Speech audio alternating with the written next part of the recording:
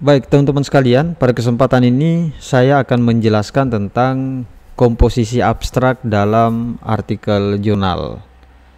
Sebagaimana kita ketahui bahwa komposisi abstrak dalam artikel jurnal umumnya terdiri dari beberapa elemen utama yang sesungguhnya mencerminkan isi dari keseluruhan artikel.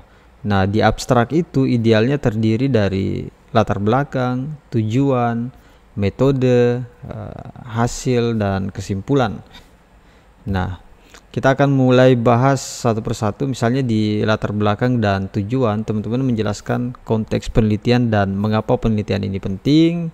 Biasanya terdiri dari 1 sampai 2 kalimat yang langsung mengarah ke masalah utama dan menyatakan apa sih yang menjadi tujuan utama dari penelitian atau pertanyaan yang ingin dijawab dalam artikelnya.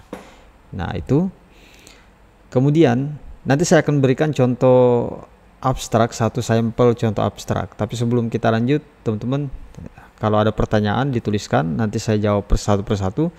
Tapi kalau ada request tutorial lainnya silahkan ditulis, nanti saya akan buatkan videonya.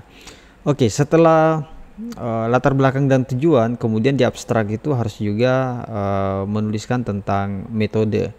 Nah, di metode ini menjelaskan secara singkat metode apa yang digunakan, seperti pendekatan penelitian, teknik pengumpulan data, dan analisis data yang diterapkan dalam penelitian di artikel yang teman-teman tulis. Nah, setelah metode ada apa lagi? Hasil dan kesimpulan. Nah, paling tidak memuat poin-poin tentang temuan utama penelitian secara ringkas, seringkali dalam bentuk angka atau perbandingan. Kemudian teman-teman memberikan interpretasi hasil dan dampaknya terhadap bidang ilmu yang diteliti. Bisa juga mencakup implikasi, rekomendasi, atau keterbatasan penelitian. Nah, saya pikir itu beberapa komponen-komponen yang harus ada di dalam abstrak artikel. Selain itu, abstrak jurnal biasanya memiliki beberapa karakteristik. Nah, diantaranya singkat dan padat, biasanya antara 150 sampai 250 kata. Tapi ini bergantung pada jurnal yang kita tuju, karena berpotensi memiliki perbedaan batas maksimal kata. Kemudian ditulis dalam satu paragraf atau beberapa paragraf pendek. Nah, tidak mengandung referensi atau kutipan. Selanjutnya, menggunakan bahasa yang jelas dan ringkas. Nah, jika jurnal memiliki format tertentu seperti IMRAT, Introduction, Method, Result, and Discussion, abstrak biasanya mengikuti struktur tersebut. Nah, saya kasih contoh abstrak yang sesuai dengan pembahasan kita tadi, paling tidak memuat latar belakang, tujuan, metode, dan hasil. Nah, ini yang merah ini adalah latar belakang dan tujuannya. Kita gabung menjadi satu. Tujuan penelitian ini adalah untuk menganalisis pengaruh gaya kepemimpinan terhadap kinerja karyawan di perusahaan startup. Nah, ini contoh saja. Nah, kemudian penelitian ini menggunakan pendekatan kuantitatif dengan metode survei yang melibatkan 150 karyawan dari berbagai startup di Indonesia. Data dikumpulkan melalui kuesioner dan dianalisis menggunakan regresi linear. Nah, ini menunjukkan metodenya, menjelaskan metode.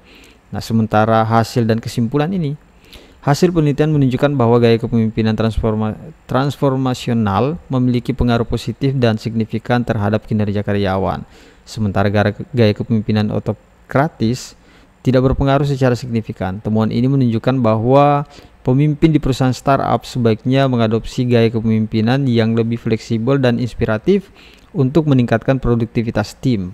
Penelitian ini memberikan wawasan bagi manajer dan pemimpin perusahaan dalam merancang strategi kepemimpinan yang efektif. Nah, ini hasil dan kesimpulannya. Nah, kurang lebih seperti ini saja dalam penulisan abstrak. Yang pasti teman-teman pastikan saja di abstraknya itu memuat latar belakang dan tujuan, metode, dan hasil dan kesimpulan. Mudah-mudahan tutorial ini bermanfaat. Jika teman-teman punya pertanyaan, tuliskan di kolom komentar, nanti kita akan diskusikan. Setiap pertanyaan akan saya jawab. Dan kalaupun teman-teman ingin request tutorial, silahkan tuliskan dan akan saya buatkan videonya. Jangan lupa like, comment, share, dan subscribe YouTube channel ini. Sampai jumpa di konten berikutnya. Assalamualaikum warahmatullahi wabarakatuh.